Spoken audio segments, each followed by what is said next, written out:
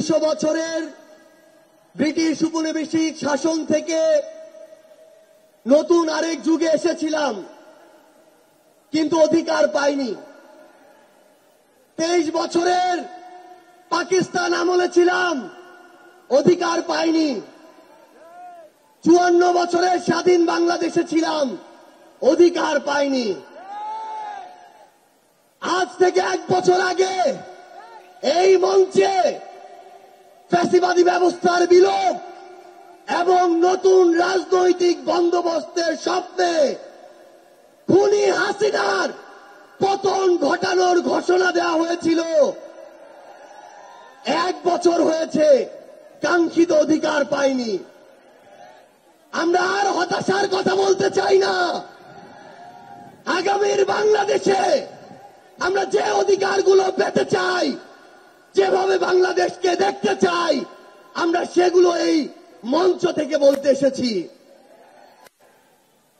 1 বছর আগে এই মঞ্চে ছাত্র জনতার প্রতিনিধি হিসেবে যারা ছিল, তাদের মধ্যে অনেকে আজ এখানে শহীদ পরিবারের সদস্য হিসেবে আছে, অনেকেই এখানে আহত যোদ্ধা হিসেবে আছে। আমরা এই মঞ্চে আজ আমার শহীদ ভাইদের হত্যার বিচার চাইতে এসেছি, আহত যোদ্ধাদের রক্ত ঝরার বিচার চাইতে এসেছি। যে আওয়ামী লীগ, যুবলীগ, ছাত্রলীগের সন্ত্রাসীরা আমার সহযোদ্ধাদের রক্ত ঝরিয়েছে, সেই সন্ত্রাসীদের বিচার চাইতে এসেছি। আমরা এই অন্তর্বর্তীকালীন সরকারের কাছে মৌলিক সংস্কারের নিশ্চয়তা চাইতে এসেছি। আমরা আমাদের অসহায় শহীদ পরিবারগুলো, একমাত্র অবলম্বন হারানো শহীদ পরিবারদের পুনর্বাসন চাইতে এসেছি।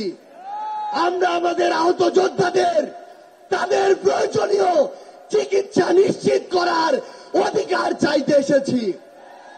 আমরা আজকে এই মঞ্চে স্পষ্ট করে বলতে চাই, ওই 72-এ যেই সংবিধান একটা দলের সংবিধান ছিল, যেই সংবিধানের ড্রাফট আরেকটা দেশ থেকে পাশ হয়ে এসেছে, সেই মুজিববাদী সংবিধান এই বাংলাদেশে আর আমরা থাকতে দিতে পারি না।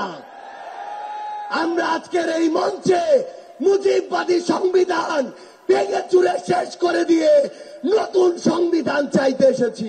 সংগ্রামী সহযোদ্ধারা, আমাদের যে লড়াই, এই লড়াই শুধু 24-এর জন্য লড়াই না।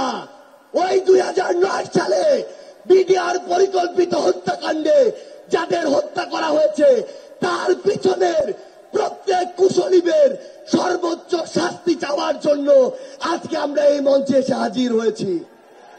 ওই শাপলা চত্বরে 13 সালে যাদেরকে নির্মমভাবে হত্যা করা হয়েছে, তাদের পিছনে যারা কাজ করেছিল, সে সকল খুনিদের বিচার চাইতে আজকে আমরা এই মঞ্চে এসে দাঁড়িয়েছি।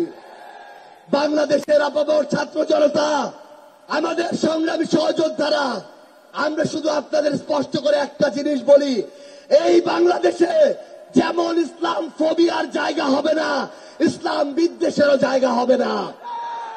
এই বাংলাদেশে আমরা যেমন কোন জঙ্গিকে দাঁড়াতে দিব না, তেমনি কোন জঙ্গি নাটকও করতে দিব না।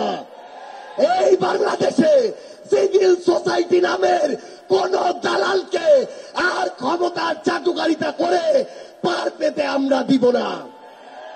ইনশাআল্লাহ আপনাদের সাথে আমাদের দেখা হবে সংগ্রামের রাজপথে অথবা বিজয়ে। ইনকিলাব জিন্দাবাদ, এনসিপি জিন্দাবাদ।